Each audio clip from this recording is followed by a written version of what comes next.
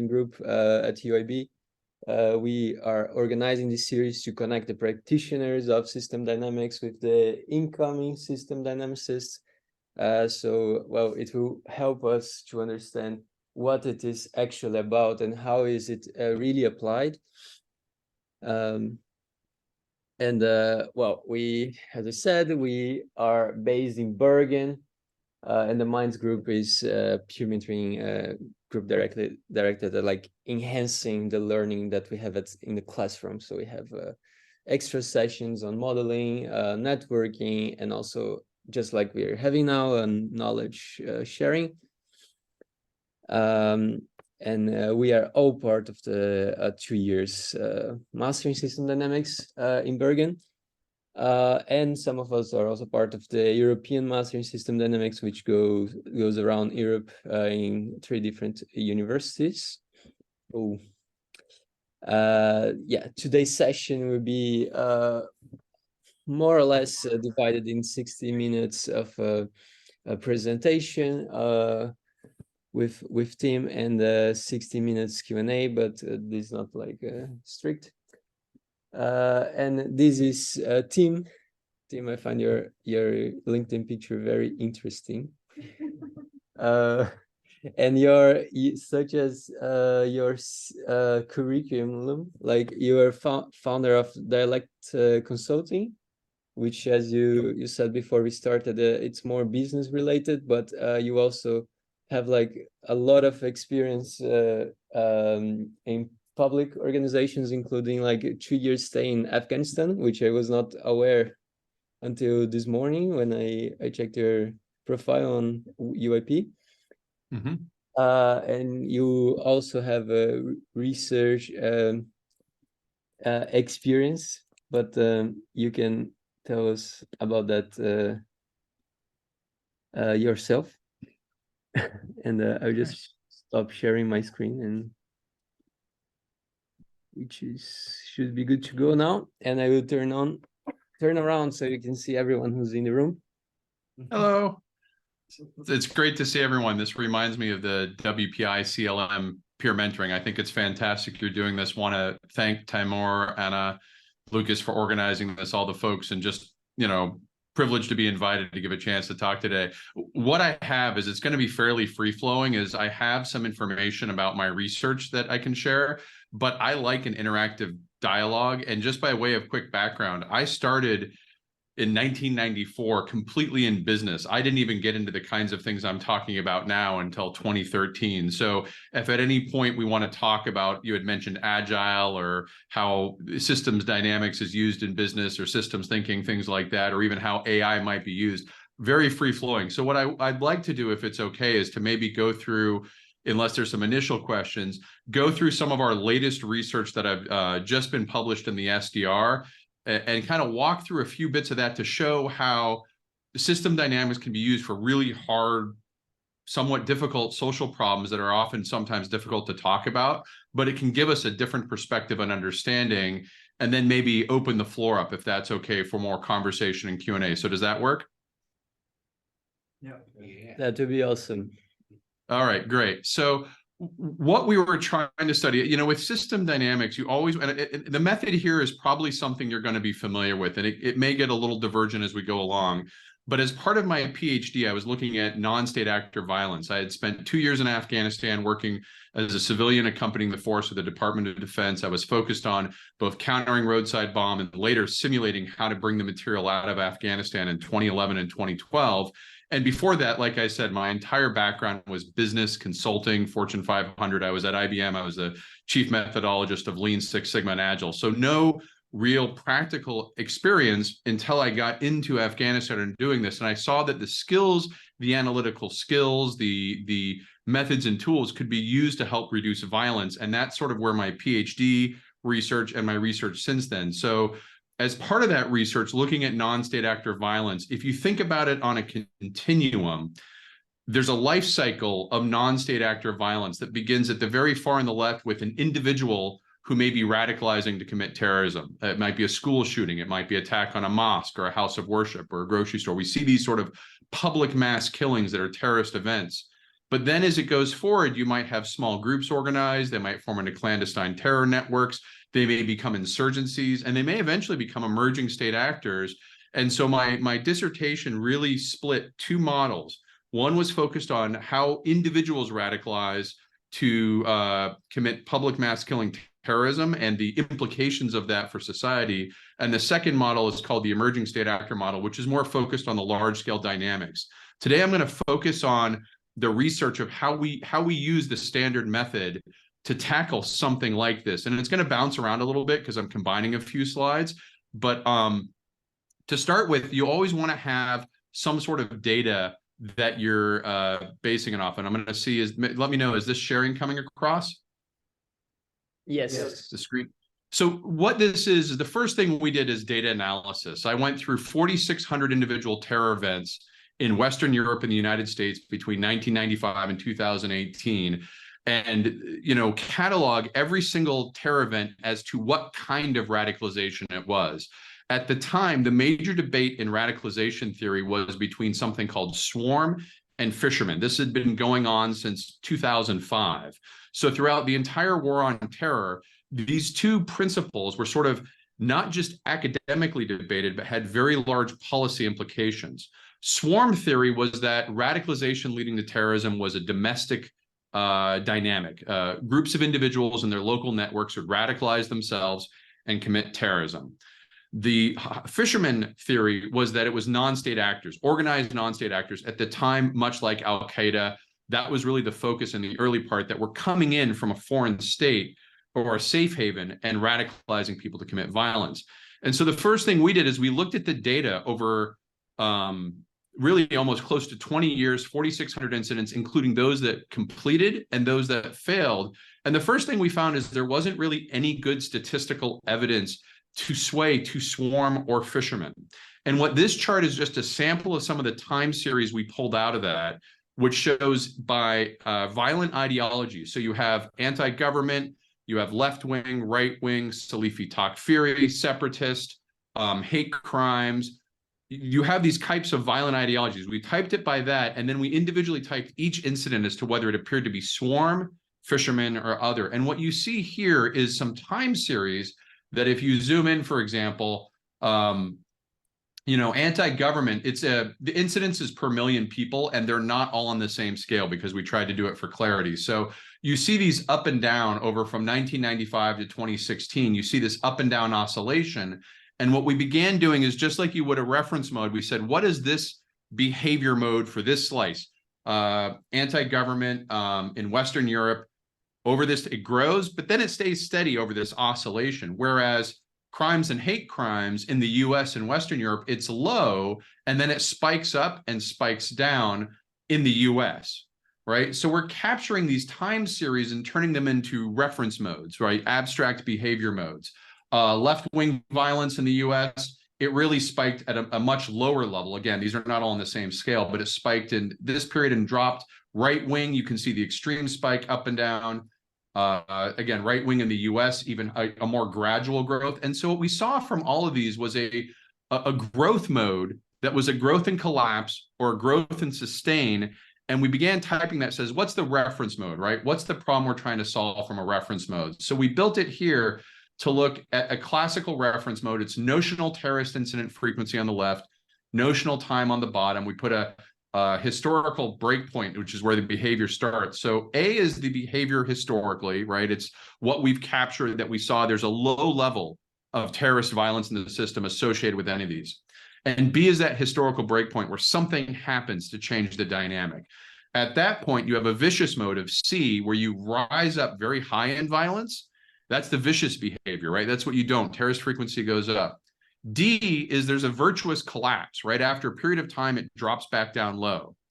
E, however, is a vicious behavior where the equilibrium sustains at a higher level. It rises and it stays higher.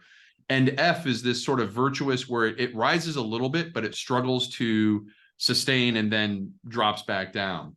So what my research is then trying to explain, we see this reference mode. What system structure can describe this reference mode well? Because we're not trying to describe all violence. We're not trying to describe all types of behavior modes. We're really looking at what is the growth and decline behavior mode. And that led to a system structure that I'm now going to walk through, the violent radicalization dynamic. So this system structure is built as a CLD, and it synthesizes expert theories. So none of these theories on this page are Tim's good ideas. We went through the literature, which was a lot of literature by the time we started this in 2018, and sort of captured what is the commonalities and how can we depict the system structure. We also wanted to show where were swarm and fisherman behaviors fitting in this, because we didn't find any data to support that those were the causes. So what we suspected is there's a larger system at play within which swarm and radicalization are just two of many manifestations that could arise in this. So what was common, and hopefully this is this large enough to see, perceived grievance? Yes. Okay, good. So the root cause, and this is very important when we talk about whether it's non-state actor violence or individual, the root cause of violent radicalization is almost always a perceived grievance that has an element of moral outrage. And by moral outrage, we mean there can be a tornado that affects a town, and somebody could say that's an act of God or a natural disaster. There's no human agency in that necessarily. Moral outrage is when you perceive a suffering that you view as having a human agent behind it, and you want to, that tells you that that's what generates the moral outrage. Somebody caused this. And the perceived grievance, there's two types. There can be personally resonant, which is I experienced it myself. I have a friend or family I know who this impacted. Or it can be vicarious, where you're seeing it from afar, but you're seeing that perceived grievance and you're vicariously experiencing it and taking that moral outrage. I want to be very clear here. Most grievances have a basis in validity. It's not, when we're going to talk about violent radicalization, we're talking about an interpretation of this grievance that leads to one pathway. But coming from this grievance may be other nonviolent forms of radicalization, other responses that aren't radicalization. The grievance itself is valid, usually, or perceived as valid. There are some exceptions when you get into some of the insuldom and things like that. But what happens in the violent radicalization is the first step along the pathway that sort of diverges it from all those other pathways is there's an adoption of a violent narrative explaining the grievance. This is a conspiracy theory. This is a violent ideology. This is a violent narrative that says, hey, those people who caused that grievance, they are at fault of this. And until we get rid of them, that grievance won't go away. Often combined in the violent narrative is the othering, right? They're subhuman, they're not worthy, they're different than us. We don't need to worry about them. So this violent narrative serves to contextualize the grievance among all the possible ways you might respond to this grievance. For violent radicalization, it begins to set someone on a pathway where they're interpreting this grievance through this violent ideology. And that leads to fixation. Now, at any point, people will veer off. I want to be clear that just because you have a grievance doesn't mean you adopt a violent narrative. And even if you adopt a violent narrative, you don't get fixated on it. There's an ever smaller population. In our studies, we call it high-risk populations. There's a certain population that's high risk to being susceptible to violent radicalization. It's called TRAP 18. There's 18 indicators, 10 in your past, 8 current. And it's the reason we use that is it's agnostic. All the work we do, we try and be agnostic to region, or culture, or politics, or ideology, or anything like that. We want something that is describing a class of problems. We want a system structure that can describe this class. And really, as you go through this, we can use this to describe white supremacy in the US. We can use it to describe Salafi Takfirism. We can use it to describe insuldom, Boogaloo, Columbine-style school shootings. All of them are in this general structure. But that fixation on the violent narrative is where you fixate so heavily. This violent ideology takes such a part of your life that you're driving other things out. It's affecting your work. It's affecting your relationships. It's affecting your social networks. You're beginning to really get fixated in on this to the exclusion of really everything else. What that fixation does is the narrative is trying to activate an identity. And the identity is the key switch, as it were, that makes someone from, I think of a violent ideology to I am going to go do violence. And the identity concept here is important because when it comes to violent radicalization, the identity they're trying to activate is what we call the pseudo-commando or the warrior mentality.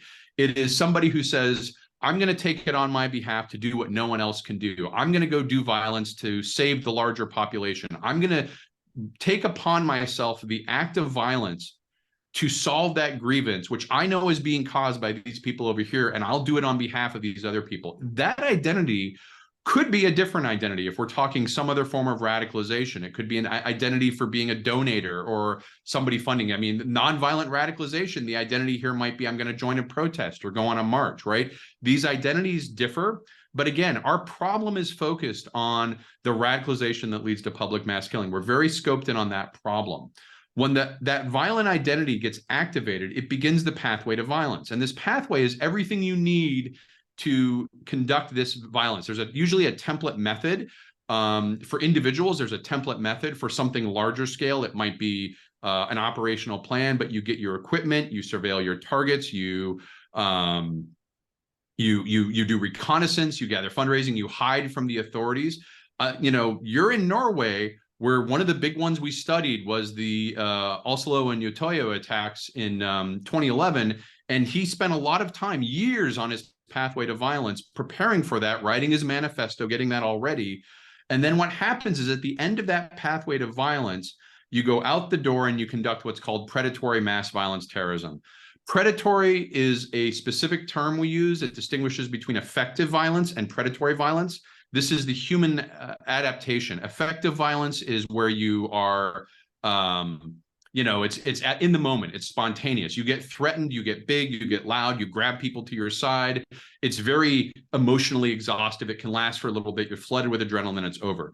Predatory violence is our adaptation to hunt. It's cognitively planned, it can be sustained. And almost in the literature, almost all forms of mass violence terrorism are a form of predatory violence because it's sustained, it's planned, and it's cognitively implemented. But you conduct that terrorism, and if it completes, it's going to generate this societal response. It's going to generate fatalities. It's going to generate media coverage. It's going to generate victims, survivors, outrage, shock.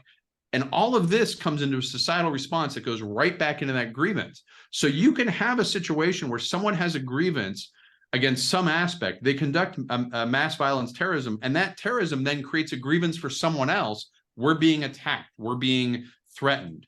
And this, we call it in the governed space. This is all happening in the domestic area. Governed space, in our definition here, is that law enforcement can go where they please, and they can investigate, and they can arrest. There's no limitation for a normal investigation process. The reason that this happens is it's hard to detect. This loop is the swarm growth of radicalization. So this is what the swarm theory was talking about. They were saying, hey, it's all domestic. You don't need any outside forces. But when you add the ungoverned space, we now add this concept of an ungoverned safe haven.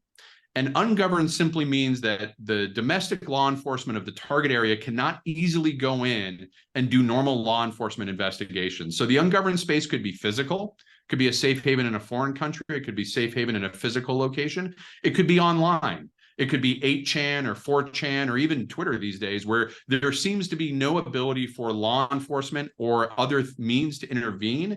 And this safe haven, the strength of the safe haven allows these radical non-state actors, which could be organized groups with a traditional hierarchy or more like a movement. Insuldom doesn't necessarily have an organized group structure, but it acts in a way that is like a group. And what these non-state actors do is they are broadcasting and narrowcasting cultural scripts back into the domestic space. These cultural scripts are memes, they're videos, they're idioms, they're comments on forums. There's everything that we do and interact with coming into that social media or content platform stream, or if it's an offline, it might be radicalization through a network, through a group, through a visit. But these types of intervention by the non-state actor fuel elements of the radicalization. So the broadcasting capacity, they're trying to target that grievance. They're broadcasting means I'm going across the entire population. I'm amplifying the suffering. I'm amplifying the perceived grievance. I'm making sure there's a moral outrage. But I also broadcast that violent narrative. I want to make sure people understand the way I view. So if the perceived grievance of this is I'm not getting enough sex as a man, right? Well, the non-state actor might be the insuldom community or the misogynist community that says that the reason why the violent narrative is this violent misogynistic narrative that insuldom uses. With the great white replacement theory contagion that started in Norway, the grievance might be the replacement of white Europeans by immigrants, anti-immigrant, anti-Semitic, xenophobic type stuff. But the broadcasting is the narrative of what you need to do. This then facilitates radicalization and narrowcasting.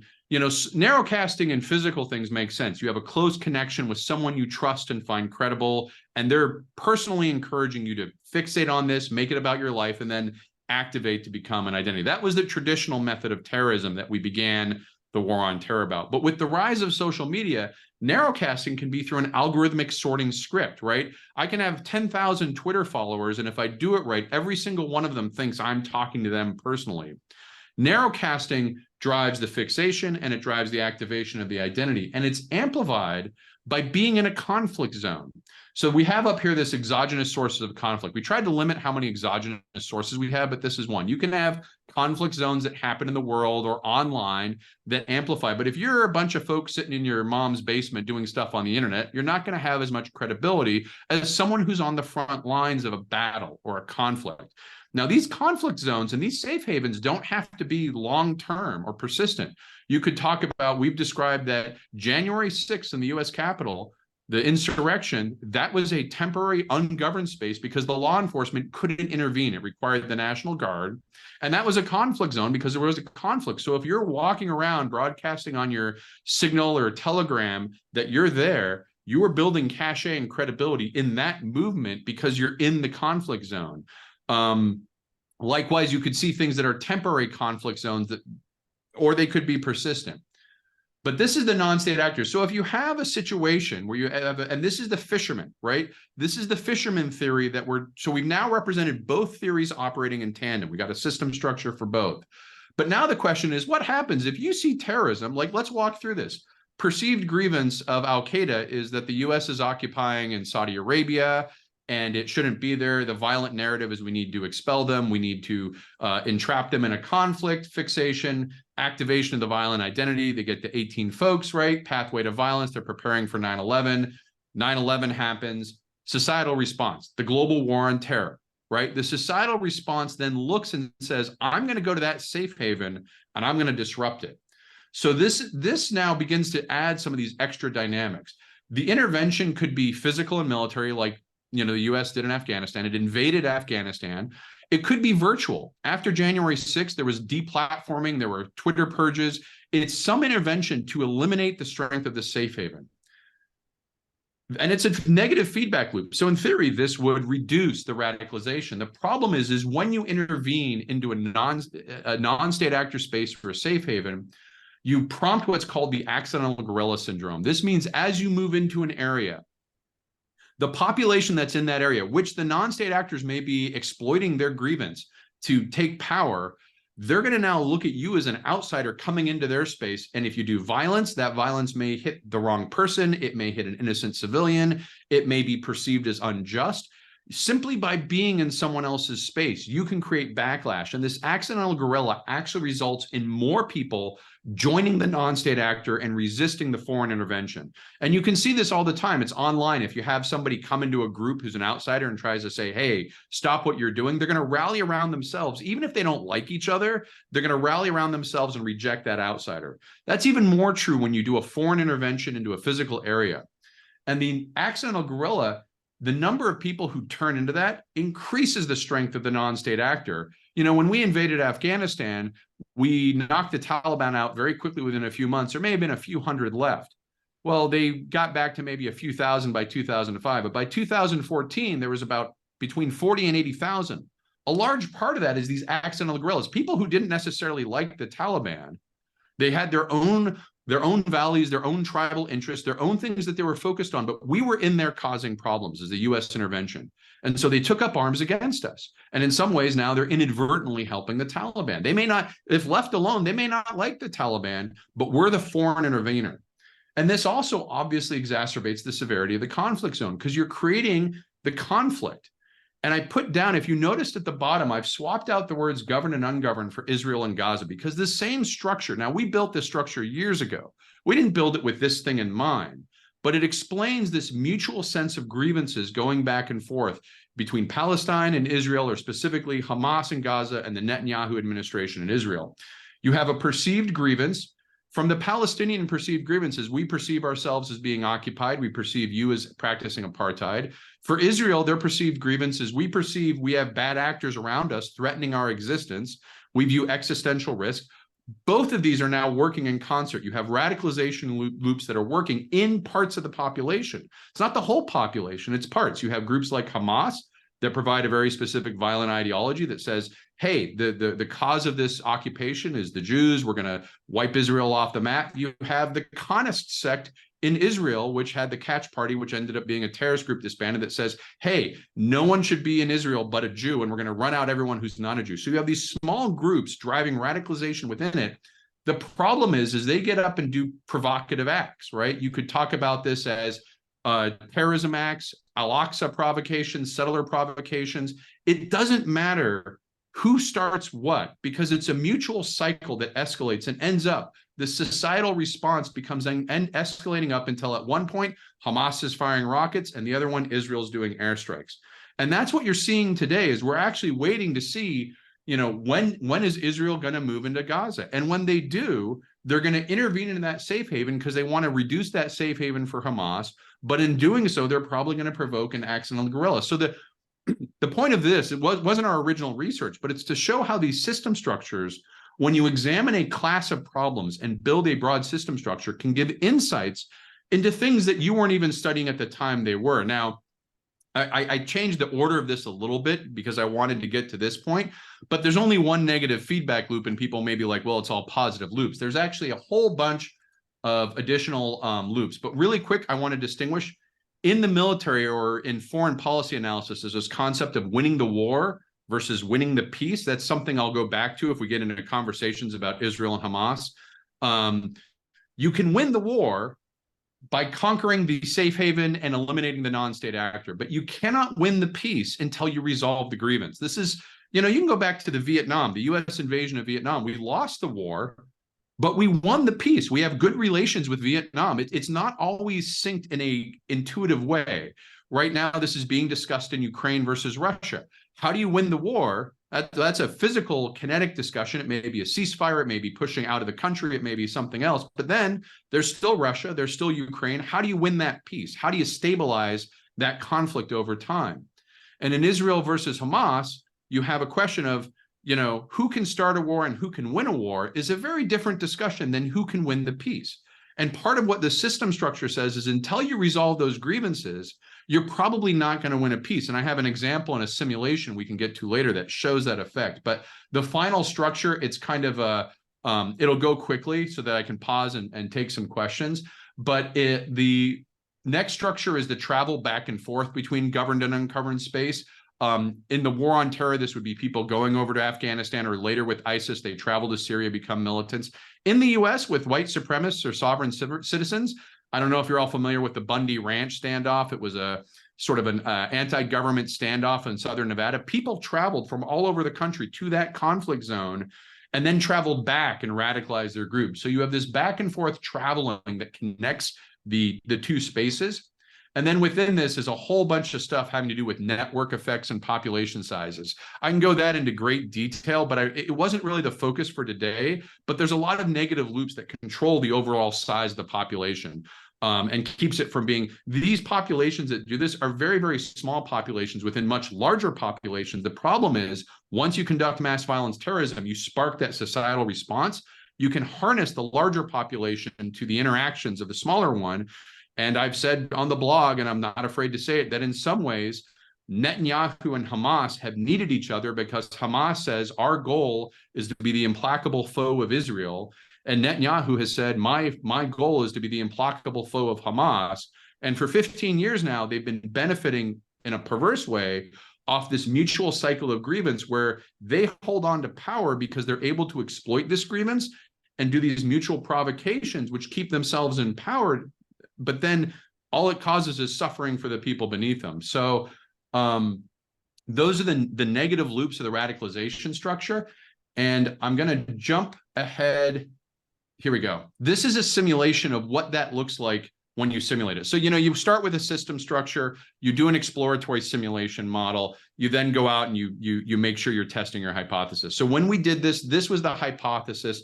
of the system radicalization. I can get to the terror contagion in a bit, but on Israel and Hamas, which is the current issue, but this is true of any sort of intervention. It's this concept of pulling weeds. On the left, to clear the chart, is the grievance. This is the grievance in the ungoverned space. The fraction on the left is the percent of the population that holds the grievance. So at 0, nobody holds the grievance. At 1, 100%. Very simple 0 to 1 formulation. And then a timeline over 10 years. You have a historical behavior mode of a given grievance of 10%, and then you're going to do a couple of intervention options, one of which is to intervene militarily or forcefully. You're going to physically raid, you're going to launch missiles, you're going to deplatform their Twitter, and the other is you're going to do grievance reduction. You're going to figure out how to resolve that grievance. On the right is the casting capacity. When we were doing this, we were using casting capacity as our infrastructure, but you can replace this with military capacity, right? The capacity to do violence. And these charts still work the same. And what it shows is what happens to the casting capacity, the non-state actor, or the military capacity and the non-state actor to do harm when you do these kinds of interventions. And so what happens is you with the ungoverned space, if you intervene with the militarily, you are going to increase grievance, and that's the red dash line, but you will take their military capacity to 0. Yeah. Go ahead. Was that a question? Nope. Okay. So you take the grievance, you will increase the grievance of the military, and you can take the military capacity down to 0. It drops to 0. But then it grows back, because what this model shows is that grievance is the carrying capacity. We study carrying capacity in system dynamics. Grievance is the carrying capacity for conflict. As long as that grievance remains unresolved, the military capacity will grow back, either in the form of the non-state actor that you targeted or a new one that takes its place. And it grows back because the grievance is now higher than it was. It grows back a little stronger. But then you do another cycle. You drop it to 0. You do another intervention. And this is not unique to Israel-Hamas. This cycle you can see repeated anywhere there's foreign interventions, or even in some of these online interactions where we're trying to go after extreme onlines. You have this, what's called serial raiding, or I call it pulling weeds. You're trying to reduce what is the obvious problem because it's come into your space. You reduce it to 0. It grows back larger. So you go in again and you pull the weeds again, just like you're pulling in the garden. It grows back higher. The carrying capacity for those weeds is the roots in the water of grievance underneath. And if you've ever studied a carrying capacity structure in system dynamics, it's getting to the roots in the water. That's the key, the latent system, not the manifest that everyone sees, but the latent system driving it. And you can see here, this is a simulated result of a repeated cycle of interventions that end up not resulting in better outcomes. Now, the grievance reduction, it takes longer, but if you reduce the grievance, you actually reduce the capacity because the grievance is no longer fueling the growth of the weeds, so to speak. The non-state actor can no longer exploit that grievance, or the state actor who's exploiting a grievance. You know, if you reduce the grievance, maybe a different administration comes in Israel that is not so hostile to the Palestinians, right? So you can use these structures and these system dynamics to explain very topical, relevant thing, even though we didn't exactly build it for this case. And now from this, we went, I can go back to the research on the individual mass shootings and things like that, or I can pause to see if there's any questions here, because I did just go through a whole bunch. So any questions? I think I have a question. Can you hear me? Yeah, yes, if you speak up, I can hear you. I will try to speak up. I was just wondering if when you started your research, before actually I guess investigating and also simulating with the model that you built, you had any expectations for how these model behaviors would look like even before simulating them?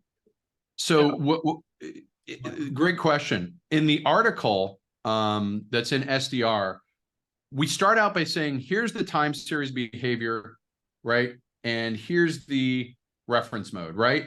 So we know, because we're system dynamicists and we practice systems thinking, we know that kind of growth, we see the growth in the time series, right? We see these sharp growth and sharp decline. We see these stable equilibriums. We abstract it in the reference mode. We know that requires a positive feedback loop attached to a switching negative feedback loop, right? We know that at minimum, the structure has to have this kind of feedback dynamics, but we're not presuming what goes in it. We just know if we get to a point with our system structure model and it can't simulate growth or it can't simulate decline, we don't have the right thing. We're not trying to solve all behavior modes, but we are trying to get this growth and collapse behavior mode. And what that led to is, let me jump ahead to, okay, so this is how we got, once we had that system structure, right? So this is that same system structure.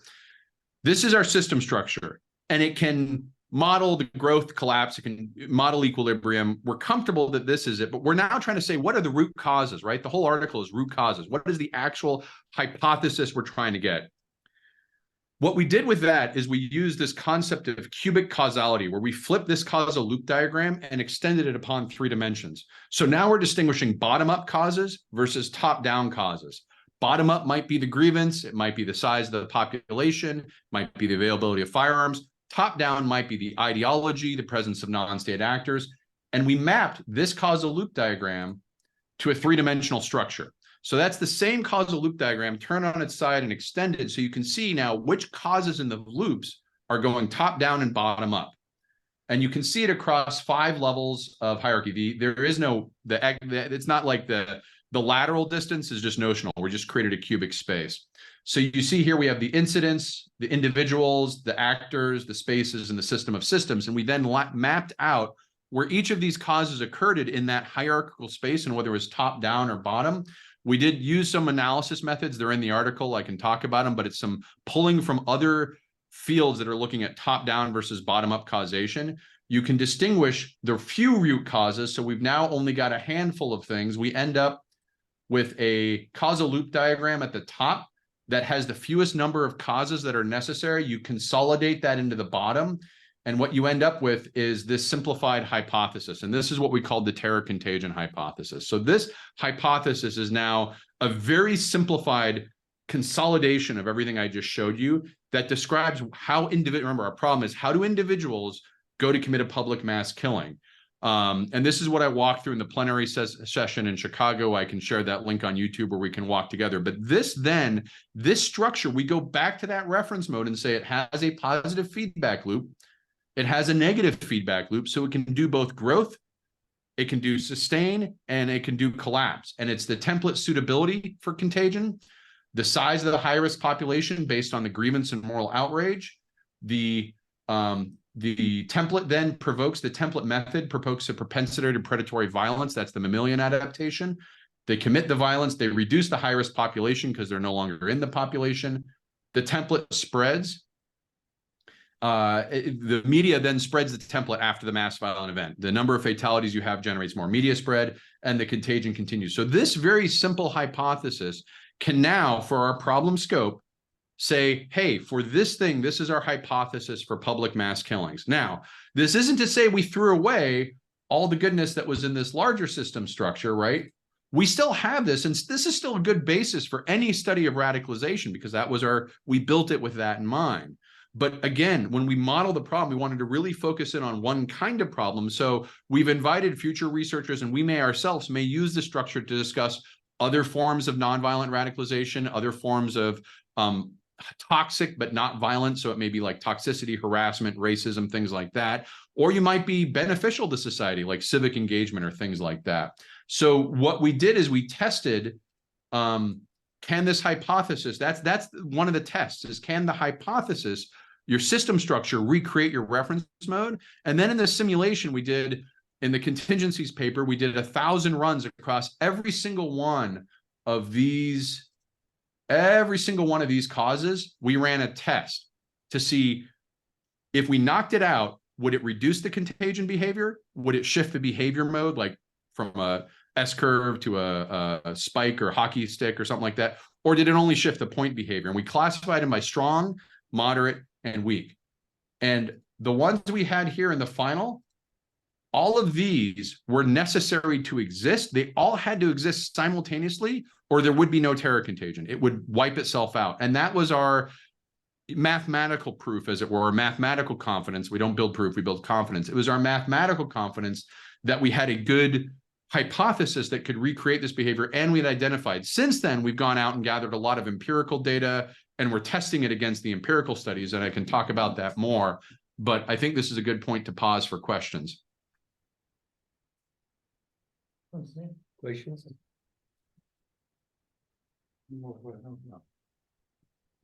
So I have one. First of all, this is mind-blowing for me, at least. It's impressive. Then what would be the policies?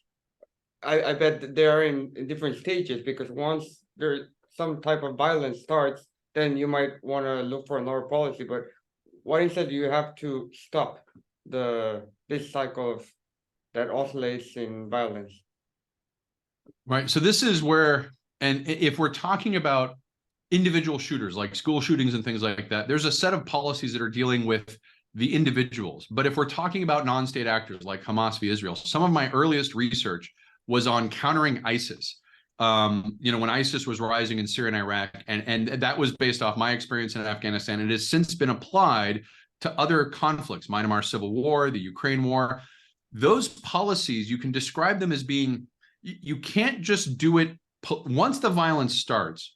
You can't just address it politically. You can describe these as sort of political measures, which are nonviolent, or violent measures, military things like that. Once violence starts, you have to stop the violence and create space for other measures to come in. So a purely political solution doesn't work while violence is ongoing. Once violence is stopped, you can't just keep using violence. You can't just rely on the military. Like we did an example of, we ended up recreating the collapse of the Afghan government after the US withdrew, because in some ways, the US intervention was largely military. It didn't redress the grievance between the people in Afghanistan and their government.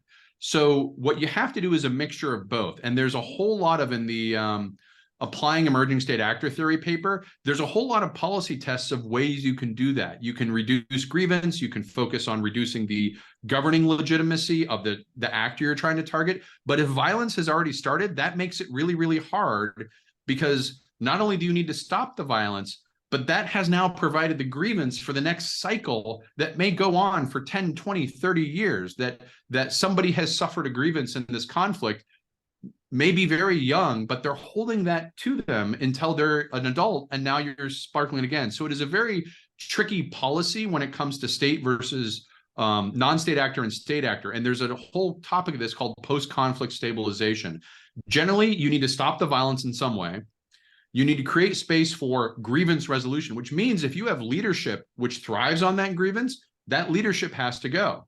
Which is why I say that, Netanyahu's administration, they may be able to win the war, but I don't think they'll be able to win the peace. Likewise, Hamas may be able to start a war, but I don't think Hamas can win the peace either. So the question is, if you get these leadership and you create space for something else to grow in the region, you have to rebuild infrastructure, right? You look at Ukraine, right? When we did a post-conflict stabilization analysis of Ukraine, the entire economy shattered. It's absolutely tragic how many landmines and undetonated munitions in that area. Those themselves will be fuel for further grievance. So you have to rebuild infrastructure and capacity. You have to address those grievances in your stabilization. The hard part doesn't end when the shooting starts. In fact, in some ways, the hardest part is when the shooting stops and how you go in. And then you can use transitional justice, has a whole lot of methods. There's restorative justice, there's reparative justice, there's reconciliation, there's truth and transparency. The trick is all of these ones are context specific. What works in Europe after World War II is a law-based law and order approach. We're going to hold the Nuremberg trials. We're going to influence law and order, and that's going to be really strong.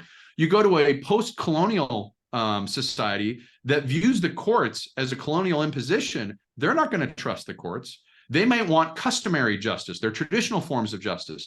And so I'm actually working right now with a group that we're trying to model those options of transitional justice and and we're using Uganda right now, which you had the situation, the Lord's Resistance Army was the non-state actor, but you have all these complexities and mapping those. This is where simulations come in very useful. Like, this is why I got into system dynamics.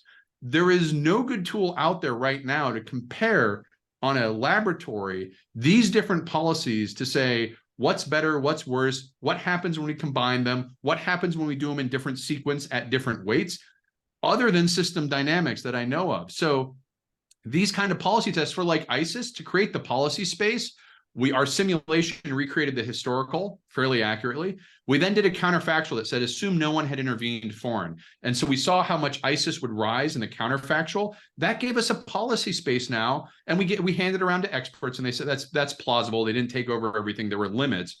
But now we have a policy space between what actually happened historically, the counterfactual, which is doing nothing at all. And we test some policies. And if your policy is worse than doing nothing at all, and I can demonstrate that, that's a powerful narrative for discouraging the use of that policy. If we see one policy that works, but it only works in this limited way, maybe it needs to be combined with another policy or sequences of policy. So this is where system dynamics creates, and this is true even of non-conflict. Like if you're dealing with a Fortune 500 or a business, it's rarely going to be one strategy. The ability to test strategies in isolation, in combination, at different timing windows and weights, that's the real power, I think, of everything that we do gets to that point where you can talk with a stakeholder and then have them learn and understand these insights and see for themselves how their policies will play out over time. I have another question here. I'm not sure if it's right time to ask it. But it's a bit similar to the first question that Philip asked about reference model. I see it as a very soft problem. So could you maybe just talk a bit more generally about validity, like data, where you have the reference mode? How did you actually translate the qualitative models into system dynamics model? What kind of sensitivity testing you were doing, and how you convey the validity of the model to the clients? Sure. So this gets really tricky because in both our models, we're dealing at the core with some very fuzzy concepts. We have grievances at the core of the radicalization model. Legitimacy is at the core of the emerging state actor, the perception of the population segment to the state and non-state actor or foreign actor of their governing legitimacy. Well, this involves not just formulating your system dynamic structure in a way that you can explain. So, for example, legitimacy is, you can think about legitimacy as the dividing a population into those who are governed, calculated legitimacy, see, where it's the best choice for now, or coerced. We wouldn't be in this state if we didn't have to be. So those gives us, we can simulate that, but how do we know we're doing it right? Well, you got to pull from the literature, but then you also use data sources. So the World Value Survey is one that actually goes out to 180 questions about every 4 to 6 years. They ask a series of questions that we can tack back to legitimacy. So, and it's only dots, it's every 4 years, you got dots and a point, but now you can look at your system dynamics model and say, did we recreate the historical behavior of the historical pattern? With ISIS, we were tracking it based on size of the territory taken and militants, something that we could physically go back and root it in something empirical. But it's not enough to only recreate the historical. You've got to create a plausible counterfactual. Your simulation isn't done if it can only recreate the historical, because you may be fitting just to the historical. It needs to be able to plausibly create things that didn't happen. This is where the counterfactual comes in, and this is where you get experts to say, if this had happened, what's a likely result? And you test that. And then all the confidence measures that are in the back of Sturman's book, the 13 or so, we did every single one of them. I mean, the supplementary materials for each model is probably somewhere between 100 to 400 pages. We went through boundary condition test, extreme condition test, like we tested what would happen if ISIS got 1 billion fighters in a day, right? Extreme condition, but does the model realistically handle that to the extent it can? Sensitivity test, all a parameter consistency. You've got to go through and do all of those, and it may be iterative. So the emerging state actor model had the benefit that this is something with a lot of tangible data. This is ISIS and things like that. And we've since, it's a military thing. But the radicalization model, it's measuring some hypotheses and proposing things that are very hard to see. And part of what we've been doing is we actually in the paper listed a set of experiments that said, these are the predictions. If this hypothesis is true, this is what we should see. And here's some falsification criteria so you know if we're wrong. And these are the tests we're going to go out and do. So now the paper, academic publishing is not a fast process. So that was actually done a couple of years ago. We've had both ourselves and independent researchers go back and tackle some of those experiments, validating some of the things, not validating, I should say, building confidence in some of the things we propose. It doesn't mean the hypothesis is right, but we're building that confidence and evidence over continued iteration of checking the empirical data, Is it matching what we said? Do things that happen after we said it match what we predicted even before it happened? You know, we predicted that between two violent ideologies, a single template method may cross over if it's in proximity. So we were mapping, we said that ISIS vehicular rammings in Europe in 2017, it was a common tactic. They crossed over in the Finsbury Mosque attack, where an ultranationalist British person took the method of attack. He took a vehicle and rammed Muslims at the mosque.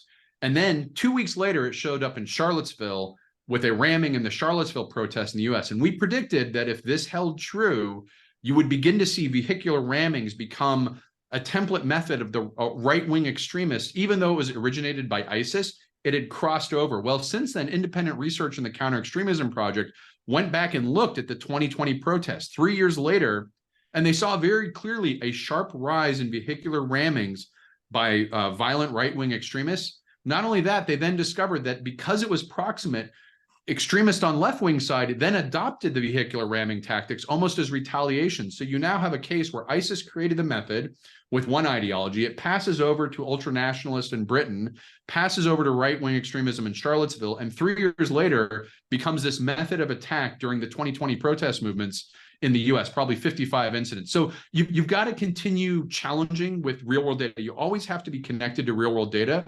But I urge people not to be afraid of getting into some of these problems that don't start with obvious, tangible things, because it's manifest in latent systems. Some of the most important things we can study are in that latent system where it's not going to be immediate, obvious, or apparent. Any follow-up questions? We have a question in the chat. Tim, we have a question in the chat. I don't know how to pronounce the name. I'm very sorry.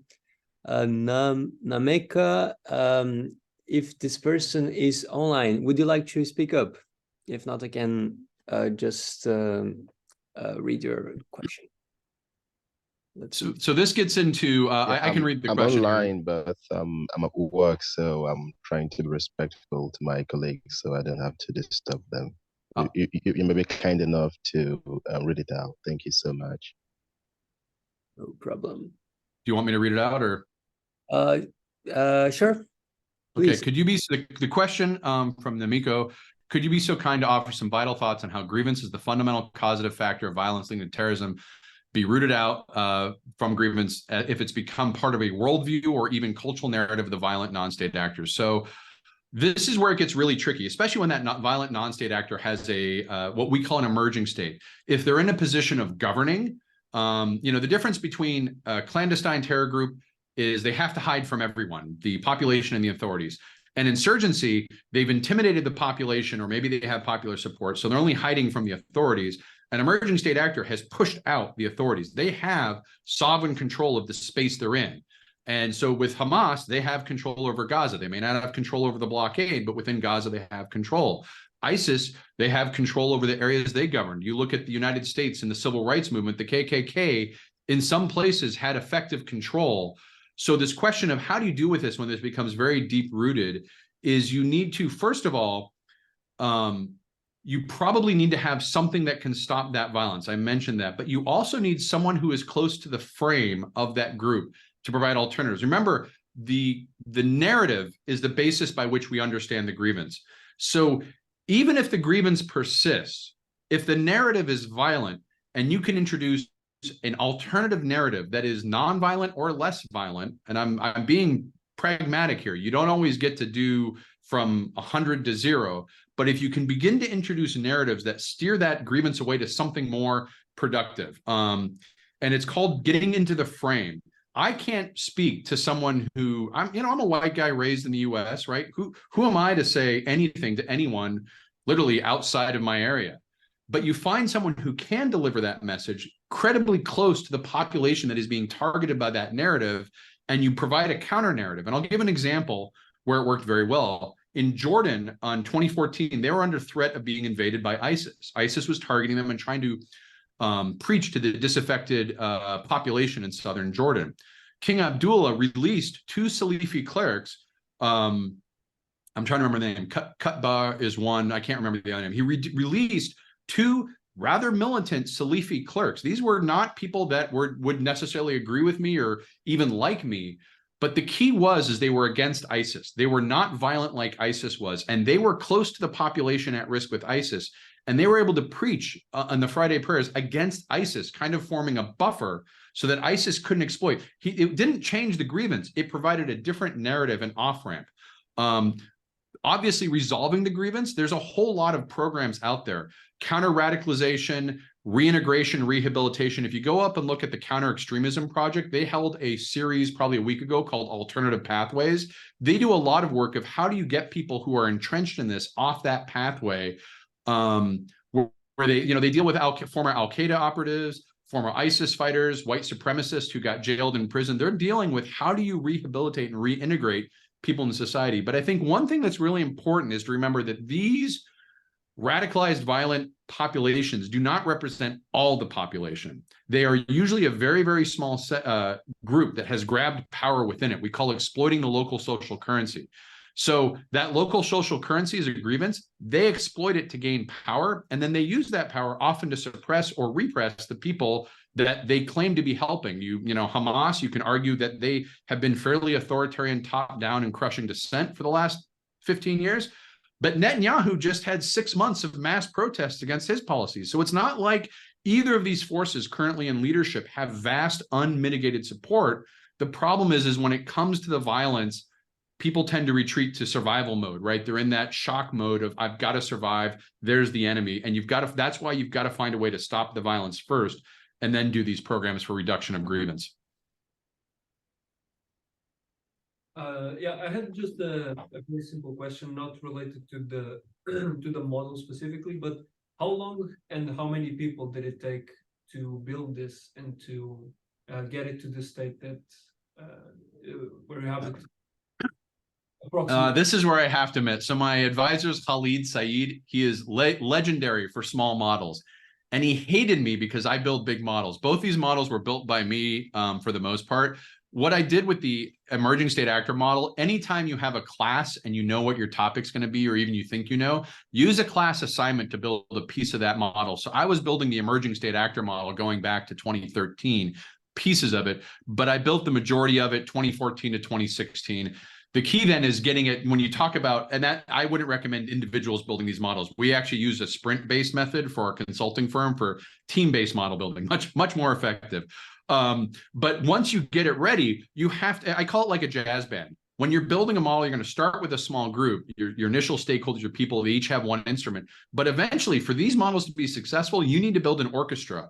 And that's stakeholders, community, participants, people in policy positions, people who are good at communicating. They may know nothing about the model. So as your model goes forward, you have to be willing to bring in people with skill sets that are different than you have to get the word out, to raise awareness and consciousness, things like that. But both of these models were largely built by me.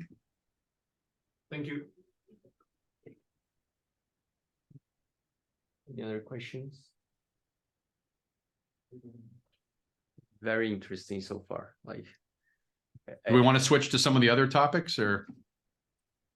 Yeah, if we have no other questions, we can go on. But so far has been super interesting. Even though like we look at system dynamics every day, personally, I am impressed by how much you can do with it now. So wait, I definitely encourage pushing the boundaries. We have these are hard problems, right? And we tend to get encouraged sometimes to work on problems where there's easy data, there's good data, we can validate, we can calibrate. I encourage everyone to, as much as you can without obviously irritating your advisory committee, you need to make happy, go out and find hard problems. I have found a lot of interest in my work, not because the work anyone really cares about system dynamics, but because we're talking about hard problems. And if you can find a hard problem, it doesn't have to even be violence. There's so many things going on related to climate change, sustainability, resilience, economy, all those things. Find a hard problem and don't be afraid to tackle it with the tools. The tools can expand. And if anyone ever has questions, feel free to grab me. The tools can expand to meet the challenge of the problem. And I think they're useful for that. Well, talking about, you mentioned there are no other tools available that could help you explore this topic in the way you did, and also saying that to push the boundaries of the problem, I would like to ask, is there anything on your work that you felt system dynamics was a limitation to tackle? Like, my question basically is like, until where, like, what is the boundary of system dynamics? So yeah, so the most immediate boundary is it's an antiquated old system that takes forever to build a model, right? It's the methods of model building are just painfully slow compared to modern, and the tools and infrastructure, like there's no GitHub of system dynamics. You just go up and pull the code down and kind of advance. So that's a big industry-wide limitation. The visualization of system dynamics is frankly often stuck in the 1990s. It's not visually appealing. The information, the presentation, there's lots of information about how to blend hybrid models with agent-based and things like that. There's work that we do with AI where we match simulations with AI. There's a lot of benefit to that. But I think, when it comes to different methods and tools, probably the most useful is agent-based models are really good for emerging, unstructured, truly novel behavior. Because in system dynamics, we put in all the rules from the top down, but it isn't necessarily as good as explaining why that behavior exists. System dynamics is good at taking a behavior we know, right? We knew the behavior modes, and then reverse engineering the structure. And those two, and I want to be clear here, a system dynamics model subscripted with lots of individual agents ends up becoming closer to an agent-based model, and you can make an agent-based model system dynamics. It's not a hard and fast set, but using these two approaches to bounce back and forth, and then you can use AI. Probably the really interesting stuff has to do with AI and any kind of simulation model as to sort of where the boundaries are going forward from here. So you want me to chat a little bit about that? Well, you seem like you have a lot of content on that. I would be interested. Yeah, so if there's interest, so the AI, I work in the military context where AI has has been around, they're looking at it for a long time, and we've noticed a change that probably 8 years ago, it was the black box that would answer everything. It was sort of the magic answer box you put in and you just get information. And they didn't want to talk to anything about simulation. They were like, well, why would we use your method? It takes long, it's complicated. I can just ask this thing. Where there's many ways AI and simulations can come in handy, but one of the biggest ones I think that's ripe opportunity is even today, these large AI models have no causal trace for how they came about the decision they made. And this is true whether it's a large language model or something else. You cannot simply go through all those parameters and figure out why did it get to this decision, right? We just take it on grant that it's good, it's optimized, it works well. When you pair an AI to a simulation, like if you're doing an AlphaZero or something like that, you don't know why the AI, and that's the Go. When AI is playing Go, that's the AlphaZero Google AI. You don't know why it picked any one move, but you have a board and you have every single move and you have every single state of the board at every move. So you have a causal trace as it plays through the board to reach an end conclusion. You can go back and recreate every step it took along the way. Simulations are now can play a similar role by providing a causal trace for an AI to go through this simulation, and the simulation is recording its decisions at every step. Where it it's a gaming-based simulation, and it's basically gaming it like it would a Go board. But now you're tracing each decision it made under each circumstance, and that gives you a causal trace of not necessarily why in the AI's perception, but what in a system dynamics simulation it did. And that is useful for all sorts of policies to say, why did the AI come up to this decision it did? There's obvious uses for AI in sort of parsing data and things like that, but using AI to basically use the simulation can both generate novel things, like it does something we didn't expect, and that's interesting, or we can use it to trace how the AI is acting, even if we can't know how the AI is thinking, for lack of a better word.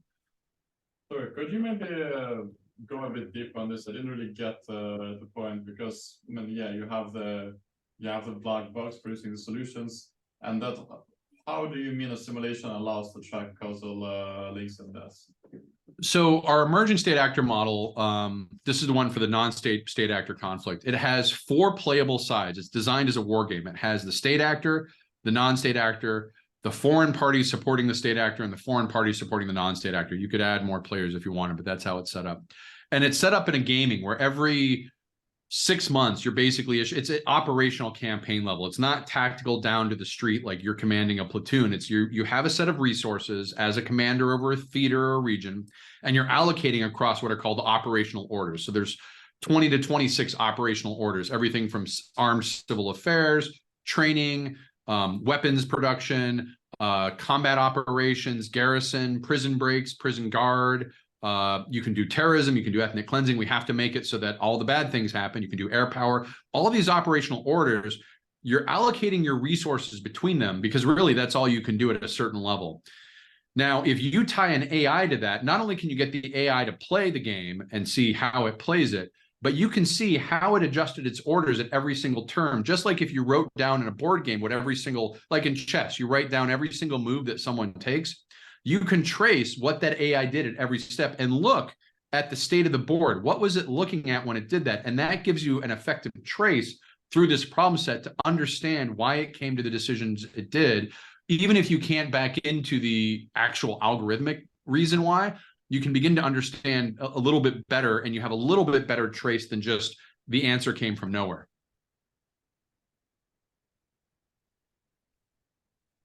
So in a way, what you mean is that you're creating some kind of reference mode for this dynamics models through the AI. Well, it's less of a reference mode, and I'm not an AI expert. I bring the simulations to this discussion. It's more of a trace, like imagine you have, I don't know if you use Vensim gaming, that's what I'm familiar with. There's a gaming script that says whatever single order, it's like the VXX file, what every action was in the game, that someone took a turn and changed something. You produce that script, that is the trace. But then because of that trace, you can go back and you can always rewind the clock. You can pull the state of the system, what is known and unknown at the time that move was made, and match them up. So it's literally like a move record of a board game or something like that. At turn 5, the AI did this under the conditions of this. And then at turn 6, it did something else. And you begin to trace that. So as it goes through, just like a Go game, you see every move it made and you can see the state of the board. You can do that with simulations.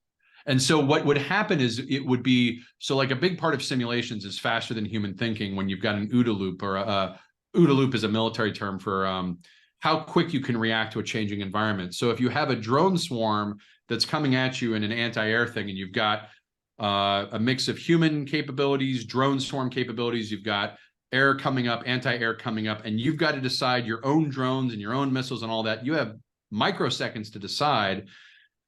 At that point, it's kind of like operating like a airbag in the car, right? It happens so fast that you can't check it. But if you can run a simulation of that scenario many times, you can meticulously go back through and said, why did this AI do something in that context? And are we comfortable with what it did? So we know why it did, and we can begin tuning it to make sure that before we pilot it or anything like that, we understand how it reacts to these situations so that we don't get an airbag triggering when there's nothing going on, or it triggers 5 seconds too late and it doesn't matter. These are some of the things you can begin to do when you're dealing with very rapid evolving environments. The other thing you can do is, so there's that's probably the biggest one in the policy space. The other one is an ISR related one, which is it takes the if you have a scenario, say North Korea crossed the DMZ, right? You have ISR data at the time it crossed the DMZ. You know exactly where they were, but you don't know where they're going to be 3 hours from now because your base is 3 hours south of there. You can use an AI to instantiate a simulation and play that simulation forward from the point of departure and get you scenarios as commander within a few seconds to say, here's the 3 most likely scenarios you're going to run into in the next 3 hours. And we recommend this set of options. It's using the simulation and playing it in a very fast, almost live time environment using initial conditions that were whatever the state was when your satellites went down or your communications went down when they crossed the line. Sorry, say? Yeah. Yeah. I still struggle a bit to understand where exactly system lines come into this, because again, you know what the AI predicted, what the simulation was, but I mean, you don't really know why. You know, perhaps which change in the inputs produces which change in the outputs. So yeah, it provides the in-between spot. It still isn't getting to why, but any simulation that the AI can play through will give you a series of intermediate steps from the initial conditions to the decision it made. And that is key for when you're going through and analyzing this to say, is the AI working in the way we want it to? You can go back and recreate that. But where does the system dynamics come in this? So the system dynamics is like the simulation is like the Go board, right? Think of this, take a step back. AIs don't have models of the world. They have training data sets we give them, but they have no experiential dark knowledge. They aren't learning constantly from age zero how gravity works or how things move on a table, or if I put a glass on a table of a certain weight and a certain water, it'll take so much force to push it off. And I'm watching a cat and I can tell that cat's about to. The AI can train on data, but to get that kind of dark knowledge, it has to experience models, right? If you think about how we as humans think, we're experiencing models and constantly updating our models in our brain, right? How all this information, thousands of models at the cortical column level, right? So the AI, this simulation acts as a model. It gives an experiential model, very simply like in metaphor, a Go board. A Go board isn't the real world. It's a simulation of a strategic space. The simulation creates a model that the AI can move throughout and play within, just like it was a Go board, to get some of that experiential learning. And in doing it, you can watch it to see how it's learning. You can give it certain tests that you can then trace through the simulation, what you can't see in the AI because it's got a trillion parameters all firing at once. Tim, I actually have a follow-up question on that. Would it be the case that you use the system dynamics model to provide some synthetic data to the AI so you can train it as you want? Would that there's this guy, yeah. So you can use it for supervised and unsupervised learning. Just like, I use the analogy, it's probably crude, but just like you could train the Go board to self-play just by giving it a Go board, right? You give a simulation to an AI and let it self-play, unsupervised, right? Or you can do supervised learning where you let it play and then you reinforce certain things. You're basically just giving a model that represents, again, system dynamics, we never represent the real world. It's always some facsimile, but you're giving something that's closer to the real world than its training data set and lets you fine tune to a very specific problem set you're working on. So what you mean actually is that you're training and adjusting the AI based on the simulation. So you give it, for instance, like system states that we have not been observed, that do not exist in data, but that are created in the simulation. So you prepare the AI for something that's not yet been observed. Is that what you mean? That's definitely true, because I mentioned earlier, a good simulation model needs to not only recreate what happened, but plausible counterfactuals of what could have happened. And that's sort of where, we accumulate dark knowledge through both what happened and what could have happened, and we sort of process it over time. The simulation can do the same thing for the AI. Like if it's playing with ISIS, it can play with what happened if it went left rather than right at this point in the historical? What happened if it stayed in one area rather than expanding? What happened if it started in a different spot? The simulation can change those counterfactuals and give it more experience to play with or learn from than just the historical case. And just to clarify, every time you're saying simulation now, you mean system dynamics model simulation? I am in my case, because one thing system dynamics does, separate from AI, one of the powers of system dynamics is its ability to causally trace what happened when in the model. So you can go back and say at this, like all our models, like we use 10-year duration models and each DT is basically a day. So we can isolate on this day, this happened, why? Like you can really narrow it down. What was the inflection point? Where did the threshold get triggered? You can go back and rewind that, which you can't always do with some other modeling methods. Maybe agent-based has got better at it, but system dynamics, the reason it's good for policy is you can go back, everything's causally constructed, that top-down construction method, so you can see everything that happened and why. It may not be the real world, but within the boundaries of the model, this happened because of this. And that's one of the powers of system dynamics, brings to capabilities like AI. I'm not saying it's the exclusive only one, but it's the one I'm most familiar with. And it's the one I see interest in for that kind of capability, at least in the military. Felipe has a question. And I hear you talking about AI and, for example, training AI, but would the final use of this be, for example, letting AI come up with policy recommendations? I am not a fan of AI policy in general. So one of the things, and I do a lot of discussion of ethics, like we haven't touched on it yet, but hopefully they're teaching ethics somewhere in your program there. I view AI and simulations, these things can end up as forms of weapons. So you need to have an ethical approach to what you're doing, especially if you're modeling anything that's going to have an impact on person. So I always think humans should be the final decision maker for policy. You should not, it's an inherently governmental function. That means you need an inherently governmental elected official or somebody they appoint. That doesn't mean they can't be informed by AI from a broad policy. Now, the question comes up in these rapid scenarios where the AI is deciding something at the speed of light.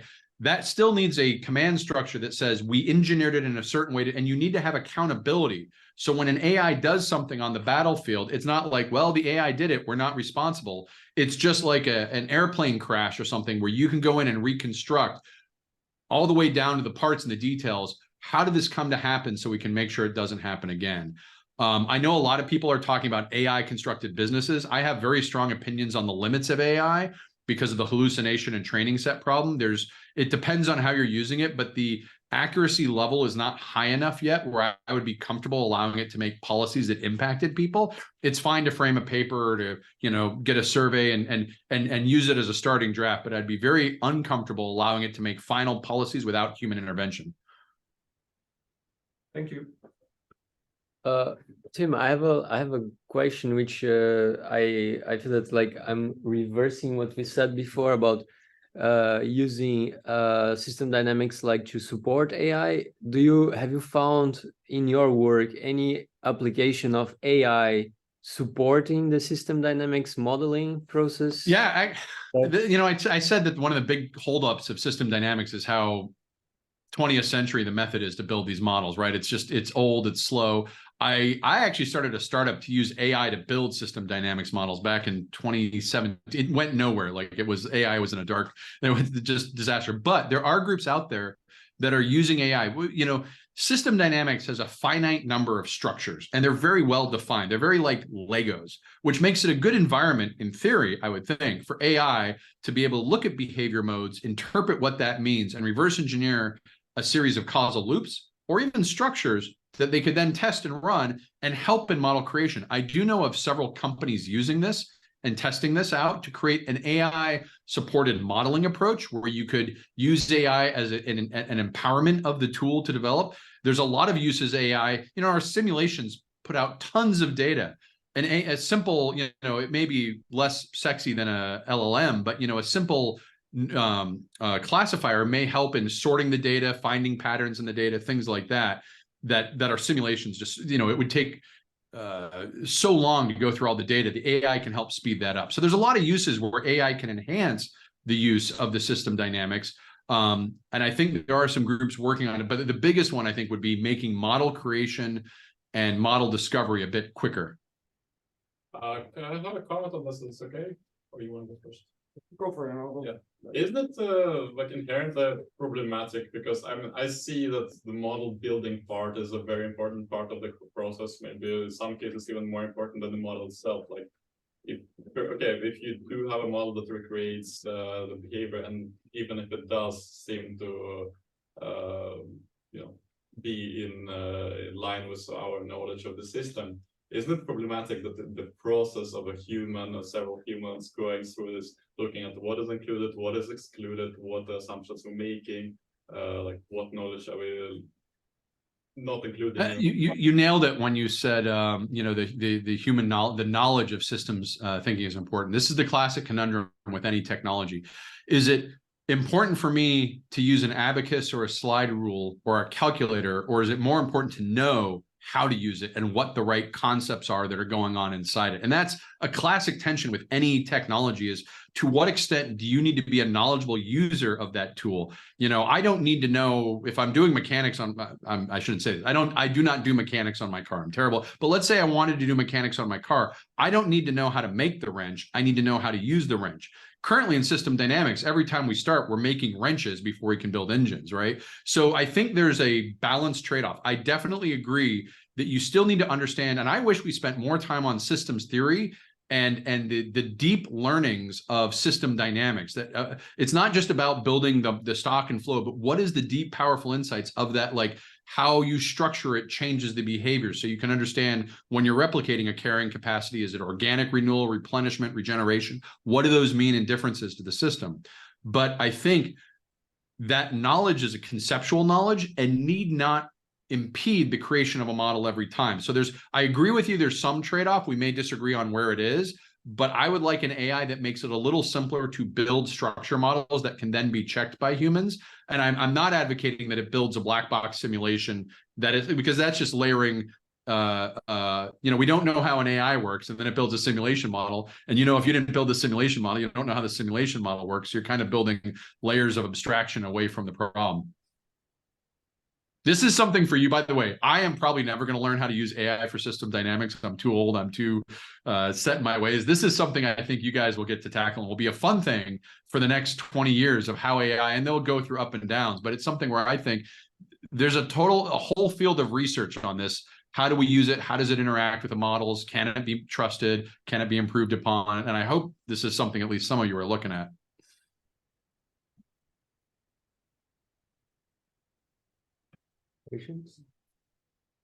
So I got one more. Yeah. So Tim, it's a little bit more of what you've been talking. I remember an interview to Jay Forrester, and he said that there's more knowledge and human experience than in books, and that's probably why we meet different people to build models, right? Because there's a lot of knowledge in experience, and I cannot see how hopefully there's a way, but how AI doesn't have experience. It has training data, right? Mm-hmm. And I don't see how it can build models, because building models is looking at causal links and determine stocks, and it goes through human experience. How can you see that happening? So first of all, I absolutely agree. We actually have a slide when we do our training. We say measured data is the smallest, quantifiable data is pretty small, mental model data is the biggest. So I absolutely agree that our experiential mental model data, that's the dark knowledge, right? When we talk about dark knowledge in AI, that's all the knowledge we accumulate, and AI is nowhere close to replicating that. So it is not even in the ballpark with being able to replicate even a general human experience, let alone a specialist who is trained in it. However, there are certain things you can do when you can reverse engineer. Like you can look at a certain oscillation and you can say that's a second order negative feedback with a fast and a slow feedback loop cycles. There's a certain level of system theory and logic. It's got to have this many stocks. The connections are like this.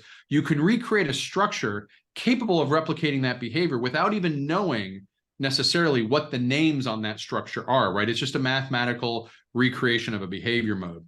The human comes in, I think, to say, what do these boxes mean? What does this actually mean? And then checking it to say, is this causally correct? Have we captured it? This is where someone was asking about confidence building. We do a lot of, when we did calibration, we didn't just do calibration mathematically. I'm not a big fan of fitting models mathematically for the same reason, right? If you're just fitting to a certain parameter and you're optimizing it, you don't know why that model did what it did. But I'll give an example of how I would use AI. It's the same way I used the calibration. We were having our ISIS model. They lost all the territory, but they still had a lot of fighters. And we could calibrate it mathematically and force that to go down. But we were questioning is like, does that really mean they have more fighters? Are they out there hiding somewhere? Did we not, or is there a secret threat? And then we go through the model, we're doing structural calibration. So structural calibration is when you look at your model structure. Is it plausible to the real world? Is it formulated correctly? And what we noticed is that there was no outflow of ISIS members when they stopped getting paid. So we introduced a structure that as ISIS ran out of money, it was unable to continue paying. And in the prisons where the detainees and other areas, you could have people, if they stopped getting paid, the ones who were only in it for the money would flow out. And that structural calibration actually ended up creating a behavior mode that was much more realistic. And we could plausibly take that to experts and say, is this realistic to the world, as opposed to just, jacking a parameter around and adjusting a number. So I don't think we should be dancing with numbers where we can't explain it ourselves.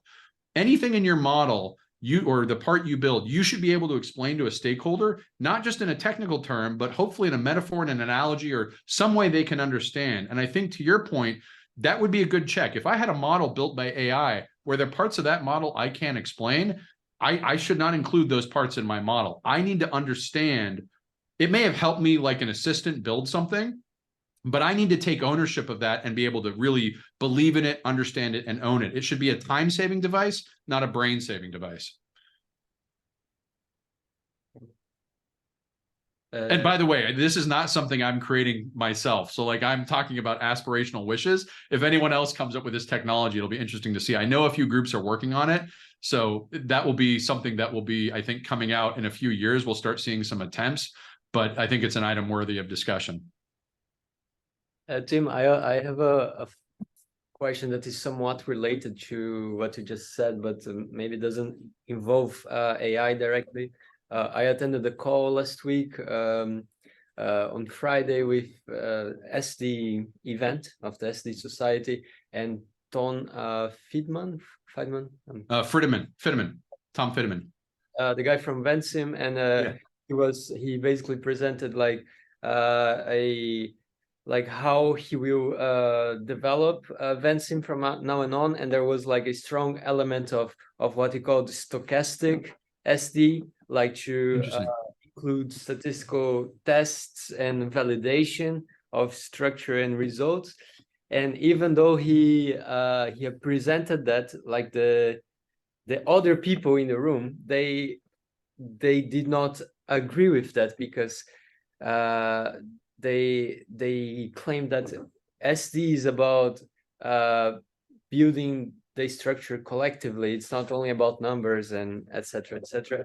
I would like to know, like, what do you think about that? About maybe you don't have enough. No, this is actually something that came up. So, you know, one of the paradigms of system dynamics. Well, first of all, Tim paradigm, right? My view on the world is circumstance matters. One size won't fit all, right? So system dynamics, there's a philosophy that we should only model average behaviors, and we shouldn't use stochastic structures of individual events. Like that's a method for agent-based. I disagree with that. And it came up because in the model of individual radicalization, we're talking about societal level events. But then we're talking about terrorist incidents that happen in a few hours. It's one person doing something, and the contingencies of that happening are so, you know, they arrive 2 minutes late. The police arrive 2 minutes early. They get stopped by their principal the day before. The sheer contingencies of that event, we couldn't model them in anything but a stochastic method. So what we did is, and we had to create an argument. If you look at my, in the supplementary materials for contingencies, and I can send all this stuff afterwards, but there's an argument of when you should use stochastics in a system dynamics model. And we argued it's okay to use it if you're modeling system behavior that leads to an isolated one-off event, the consequences of which are so enormous to the system, they don't just blend in. And we actually built the model in a continuous integration and stochastic method for these one things and ran them side by side and showed you could not recreate realistic behavior modes if you did a little bit of terrorism every day, right? That's just not realistic. And we use the analogy, if someone, you can model pregnancy as a system effect, but if your problem is something that happens during labor that then causes a medical consequence, which has years of ramification afterwards, you might want to use continuous integration up to that labor event, but then you use stochastics during the event of labor itself because it's only a few hours, and then you switch back to continuous integration. So there's sort of a rationale of when you should switch between stochastics and system or continuous. It's not, I don't take the one or the all one or all the other. It depends on the problem. Now, again, I would say most things we model at a system level probably don't do this. If you can average it out, that's fine, average it out. But if you have something that's very unique and limited, you may need to bunt, it's called bunting. You bunt the system to become a discrete event simulation or a stochastic simulation. As for the four schools of thought is something I kind of got known for, of the structuralist, empiricist, and this is a debate largely between empiricists and structuralists. Empiricist is data science, statistics, everything's validated, strongly proven, high confidence mathematics. Structuralists are more like, is the structure explanatory? Does it have an explanatory verisimilitude to the real world? Can we use it to provide insights? And there's a tension between the two. And I tend to fall in the structuralist school of thought, where I'm not building my models to perfectly recreate reality on any day of the thing. What I want to do is generate not just the historical mode, but useful counterfactuals and policy things so that we can inform. And then from that, what are the insights? You know, The models we build aren't used by many people in their form, right? You may have a great model that's used by 10 people. You got your team of 4, you got 6 people on the client side who know it. The rest of it, though, are the insights from that model, the causal loop diagrams, little system patterns, the archetypes, whatever you use to explain the insights. You know, the emerging state actor model, we did it with the DoD when we were doing counter ISIS. I bet you there's 4 people who ever saw that model under the hood. But lots of people saw the insights where this sort of feedback behavior, the understanding of the dynamics of that were pieces of that model, so we could convey them to a colonel or a major or somebody to think about. And that's where the systems thinking training comes of how do you view these complex systems. Now, obviously, if you're planning a campaign plan, you can use the model and simulate it. That's a war game. That's a different application. But again, most of these models, unless they're really super simple, you're not going to have them used by a ton of people, or they're going to use them in a very hands-off way. N roads and C roads, you put in numbers, you see it go. So there's a trade-off, I think, here, where I wouldn't want to simplify a model to lose its fidelity just to make it statistically valid or statistically significant. Okay, thank you. It was like I found it very interesting because I haven't thought in that way before. Like maybe because I just started to study it, but like, use stochastic when to a single event that might change the state of the whole system. So that clears a lot of things. Yeah, and it's there's a whole argument for it in the supplementary materials. There's also, if you check out the SDR, there's a note, 4 schools of thought. This is more about the field of system dynamics, these different schools of thought: empiricist, structuralist, pragmatists. They're working for a client. They do what the client wants. They sort of want to give the best result. And then methodologists are people who create the tools for the others. So these 4 schools, as you go through the system dynamics field, you're going to see, and this is just my opinion with Saeed and Saeed Langardia over there in UIB and Rafat. We were the writers of it. This is our opinion, but you're going to see these different schools of thought and disagreement and agreement within the field. And Tom Fitterman and I have discussed this thing in this context. Like I check in with him for help on how to use some Vensim sometimes, and we chat in the hallways. So this is one of the interesting things about this field, is it's small enough to have these conversations and get into this discussion of what school of thought am I pursuing or following, and do I want to be limited to one, or realistically you probably learn a couple and when to move between them. But this is all part and parcel of the field of system data. I don't know how much time do we have, or are we running over? I think we are about to wrap up, to be honest. By the way, I have this paper downloaded on my computer. I will give a read it soon. Yeah, and if anyone needs as an author, I can share a copy. So if it's behind a paywall for any of the papers, I'll send a link of the papers out afterwards. But if they're behind paywalls, you can contact me or hit me up on Twitter or something like that, and I'll get you an author's copy. Right. If anyone on the room have any other questions, we have one last question in the chat. Yeah, maybe I have a question. You talked about how you applied system dynamics in business, and now that we're kind of running late, I think that question might be coming too late.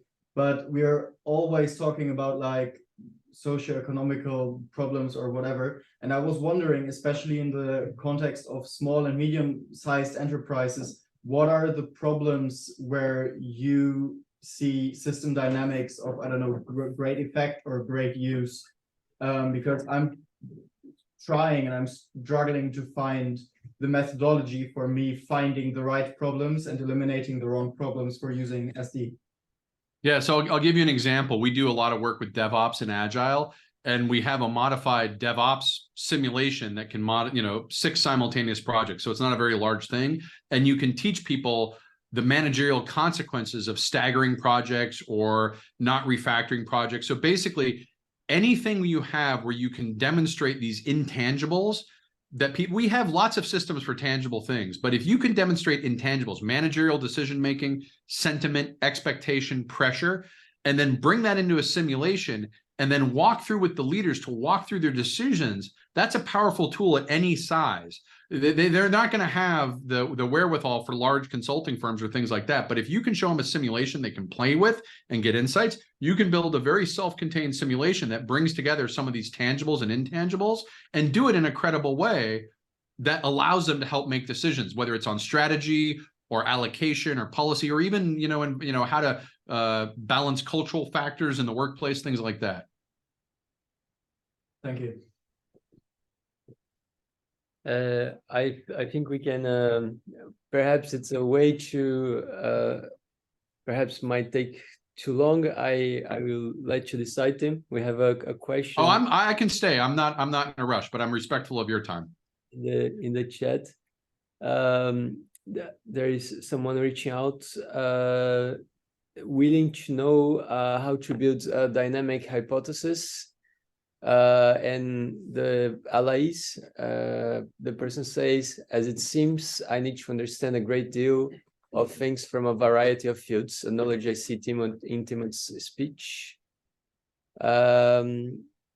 Yeah, she would like to know more about your approach to create dynamic hypothesis. So here's 2 semesters in a couple of lines, right? With a couple minutes, right? So in the paper, if you go in that paper for radicalization, it lays out a methodology: step 1, step 2, step 3, step 4, step 5, step 6. Step 4 through 6 has to do with this cubic complex causality. Skip that. Like, don't do that. That's just something we did for our stuff. But step 1, defining the problem. Step 2, building the reference mode. Step 3, building the system loop by loop. That's the dynamic hypothesis.